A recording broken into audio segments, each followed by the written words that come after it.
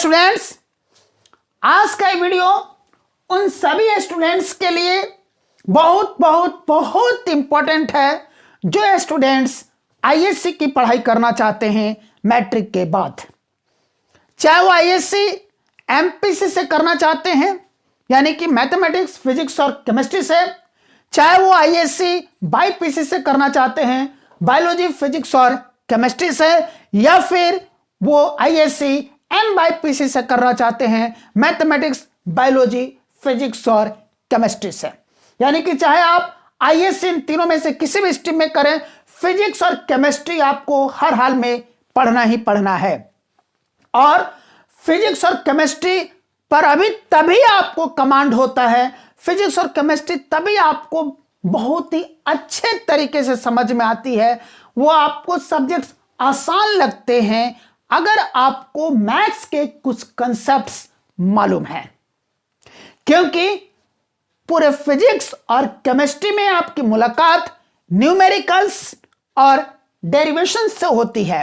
उन न्यूमेरिकल्स और डेरिवेशंस को समझने के लिए, उनको करने के लिए मैथ्स के कुछ कंसेप्ट्स की जानकारी होना अति अति अति आवश्यक है। मैथ्स की जानकारियों के बिना ना तो वो न्यूमेरिकल्स और डेरिवेशंस आप कर पाएंगे, ना ही वो आपको कितना भी समझाया जाए तो समझ में आने वाला है। कई बार ऐसा भी होता है कि न्यूमेरिकल्स और डेरिवेशंस टोटली बाउंस करते हैं, स्टूडेंट्स का एंटीना क्या डिस एंटीना भी उन्हें कैच नहीं करता है। और यही कारण है कि अक्सर मैट्रिक के टॉपर्स 11th में आकर के फेल होते हैं, अट्टर फ्लॉप हो जाते हैं।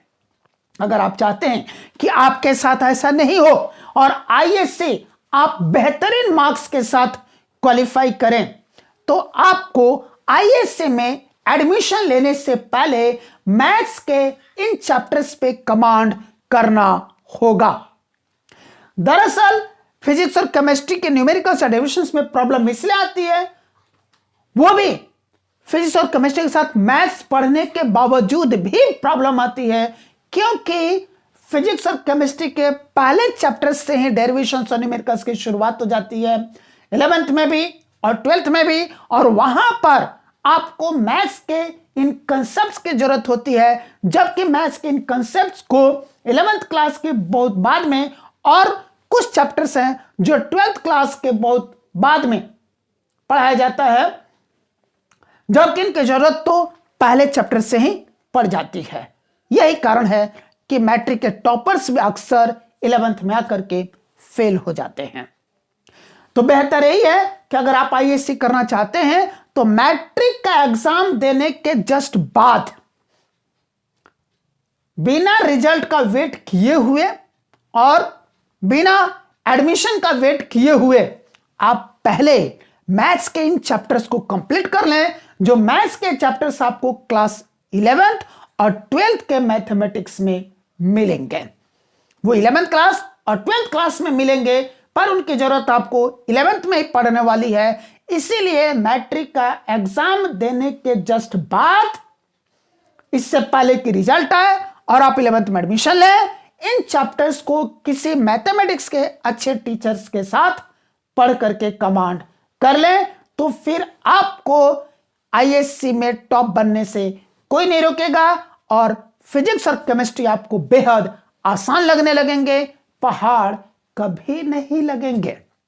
और उसके बाद आईएससी के बेसिस पर आप किसी भी कॉम्पिटिटिव एग्जाम में अपियर होंगे तो कॉम्पिटिटिव एग्जाम्स भी आपके लिए बेहद आसान हो जाएंगे क्वालिफाई करना, उनको क्रैक करना। तो आइए जानते हैं कि मैथमेटिक्स के कौन से चैप्टर्स हैं जो आपको क्लास 11th और 12th में मिलेंगे, लेकिन उनको पढ़ना आईएससी में एडमिशन लेने से पहले है। वेक्टर्स, ट्रिग्नोमेट्री, ट्रिग्नोमेट्री के दोनों ही chapters, trigonometric functions and inverse trigonometric functions, then logarithms and anti logarithms, then calculus, physics और केमिस्ट्री के डेरिवेशंस के लिए, न्यूमेरिकल्स के लिए बहुत ही इंपॉर्टेंट चैप्टर कैलकुलस।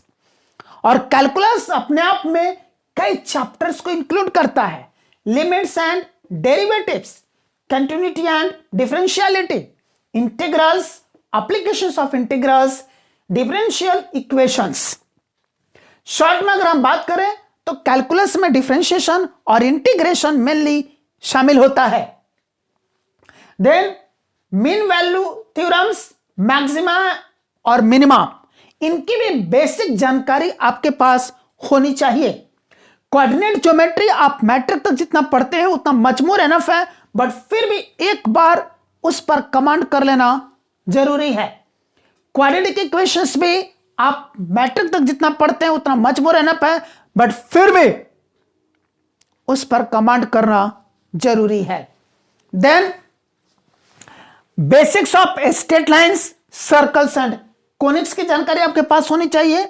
फिर बेसिक्स ऑफ साइमल्टेनियस इक्वेशंस की भी आपके पास जानकारी होनी चाहिए, और कुछ बेसिक जानकारी आपके पास कॉम्प्लेक्स नंबर्स की भी होनी चाहिए।